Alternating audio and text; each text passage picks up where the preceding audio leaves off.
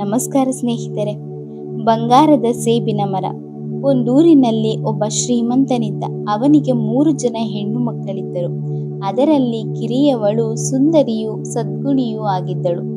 ಒಂದು ದಿನ ಶ್ರೀಮಂತ ಪೇಟೆಗೆ ಹೊರಟಾಗ, ಮಕ್ಕಳೇ, ನಿಮಗೆ ಏನೇನು ಬೇಕು ಹೇಳಿ ತಂದು ಕೊಡ್ತೀನಿ ಎಂದ. ದೊಡ್ಡವಳು ಜರತಾರಿ ಸೀರೆ ಬೇಕು ಎಂದಳು. ಎರಡನೆಯವಳು ಮುತ್ತಿನ ಓಲೆ ಬೇಕು ಎಂದಳು. ಮೂರನೆಯವಳು ಬಂಗಾರದ ಸೇಬಿನ ಹಣ್ಣು ಬೇಕಪ್ಪ ಎಂದಳು. ತಂದೆ ಪೇಟೆಗೆ ಹೋದ. ತನ್ನ ಕೆಲಸವೆಲ್ಲ ಮುಗಿದ ಬಳಿಕ ಜರತಾರಿ ಸೀರೆಯನ್ನು, ಮುತ್ತಿನ ಓಲೆಯನ್ನು ಕೊಂಡುಕೊಂಡ. ಎಲ್ಲಿ ಹುಡುಕಿದರೂ ಬಂಗಾರದ ಸೇಬಿನ ಹಣ್ಣು ಸಿಗಲಿಲ್ಲ.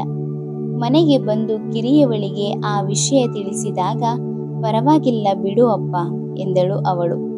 ಮರುದಿನ ಒಬ್ಬ ಅಪರಿಚಿತ ಯುವಕ ಶ್ರೀಮಂತನ ಮನೆಗೆ ಬಂದ. ಕಿರಿಯ ಹುಡುಗಿಯನ್ನು ತನಗೆ ಮದುವೆ ಮಾಡಿಕೊಡುವಂತೆ ಕೇಳಿದ. ದೊಡ್ಡವಳಿಗೆ ಮದುವೆಯಾಗದೆ ಕಿರಿಯವಳನ್ನು ಹೇಗೆ ಕೊಡಲಿ? ದೊಡ್ಡವಳನ್ನೇ ನೀನು ಮದುವೆಯಾಗು ಎಂದ ತಂದೆ. ಅಪರಿಚಿತ ದೊಡ್ಡವಳನ್ನು ತನ್ನ ಸಾರೋಟಿನಲ್ಲಿ ಕೂಡಿಸಿಕೊಂಡು ಕಾಡಿನಲ್ಲಿದ್ದ ತನ್ನ ಮನೆಗೆ ಕರೆದುಕೊಂಡು ಹೋದ. ಅಲ್ಲಿ ಮೆತ್ತನೆಯ ಕುರ್ಚಿಯೊಂದರಲ್ಲಿ ಅವಳನ್ನು ಕೂಡಿಸಿ, ಇದಕ್ಕಿಂತ ಮೆತ್ತಗಿನ ಕುರ್ಚಿಯೊಂದರಲ್ಲಿ ನೀನು ಯಾವತ್ತಾದರೂ ಕುಳಿತಿದ್ದೀಯಾ ಎಂದು ಕೇಳಿದ. ದೊಡ್ಡವಳಂದಳು, ಇಲ್ಲ, ಯಾವತ್ತೂ ಇಲ್ಲ.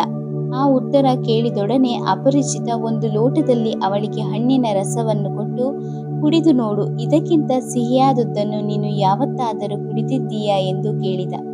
ದೊಡ್ಡವಳು ಅದರ ರುಚಿ ನೋಡಿ, ಇಲ್ಲ, ಯಾವತ್ತೂ ಇಲ್ಲ ಎಂದಳು. ಅಪರಿಚಿತ ಮೇಲೆದ್ದು, ನೀನು ನನಗೆ ತಕ್ಕ ಹೆಂಡತಿ ಆಗೋದಿಲ್ಲ, ನಡೆ, ನಿಮ್ಮ ತಂದೆ ಮನೆಗೆ ಬಿಟ್ಟು ಬರ್ತೀನಿ ಎಂದ. ಈ ಸಾರಿ ಎರಡನೆಯ ಮಗಳು ಅವನ ಜೊತೆಗೆ ಬಂದಳು. ಅವಳು ಕೂಡ ತನ್ನ ಅಕ್ಕ ಹೇಳಿದ ಉತ್ತರಗಳನ್ನೇ ಹೇಳಿದುದರಿಂದ ಅಪರಿಚಿತ ಅವಳನ್ನು ವಾಪಸ್ಸು ಕರೆತಂದು ಬಿಟ್ಟ. ತಂದೆ ವಿಧಿಯಿಲ್ಲದೆ ಕಿರಿಯವಳನ್ನು ಅಪರಿಚಿತನೊಂದಿಗೆ ಕಳುಹಿಸಿದ. ಇದಕ್ಕಿಂತ ಮೆತ್ತಗಿನ ಕುರ್ಚಿಯಲ್ಲಿ ಯಾವತ್ತಾದರೂ ಕುಳಿತಿದ್ದೀಯಾ ಎಂದು ಅಪರಿಚಿತ ಕೇಳಿದುದಕ್ಕೆ ಕಿರಿಯವಳು, ಹೌದು, ನಮ್ಮ ತಾಯಿಯ ತೊಡೆ ಇದಕ್ಕಿಂತ ಮೆತ್ತಗಿತ್ತು ಎಂದು ಹೇಳಿದಳು. ಹಣ್ಣಿನ ರಸ ಕುಡಿದ ಬಳಿಕ, ನಮ್ಮ ತಾಯಿಯ ಎದೆ ಹಾಲು ಇದಕ್ಕಿಂತ ರುಚಿಯಾಗಿತ್ತು ಎಂದಳು. ಅಪರಿಚಿತ, ನೀನು ನನಗೆ ತಕ್ಕ ಹೆಂಡತಿ ಎಂದು ಪ್ರೀತಿಯಿಂದ ನುಡಿದ. ಕಿರಿಯವಳು ರಾತ್ರಿ ಮಲಗಿ ನಿದ್ರಿಸಿದಳು. ಏನಾಶ್ಚರ್ಯ, ಬೆಳಗಾಗುವ ವೇಳೆಗೆ ಆ ಮನೆ ಬಂಗಾರದ ಅರಮನೆಯಾಗಿತ್ತು. ಹೊರಗಿನ ಹೂದೋಟ ರಮ್ಯವಾಗಿತ್ತು. ಅಲ್ಲಿ ಬಂಗಾರದ ಸೇಬು ಹಣ್ಣುಗಳಿಂದ ತುಂಬಿದ ಮರವೊಂದಿತ್ತು. ಅಪರಿಚಿತ ಬಾಗಿಲು ತೆಗೆದುಕೊಂಡು ಒಳಬಂದಂತೆ ರಾಜಕುಮಾರನಾಗಿದ್ದ.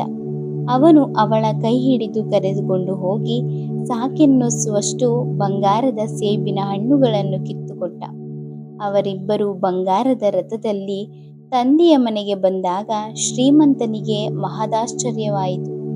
ರಾಜಕುಮಾರನ ಅರಮನೆಯಲ್ಲಿ ಅವರಿಬ್ಬರ ಮದುವೆ ವಿಜೃಂಭಣೆಯಿಂದ ನೆರವೇರಿತು. ಈ ವಿಡಿಯೋ ಇಷ್ಟ ಆಗಿದ್ರೆ ಪ್ಲೀಸ್ ಈ ವಿಡಿಯೋನ ಲೈಕ್ ಮಾಡಿ, ಶೇರ್ ಮಾಡಿ, ಕಮೆಂಟ್ ಮಾಡಿ, ಹಾಗೆ ನಮ್ಮ ಚಾನಲ್ನ ಸಬ್ಸ್ಕ್ರೈಬ್ ಮಾಡ್ಕೊಳ್ಳಿ. ಧನ್ಯವಾದಗಳು.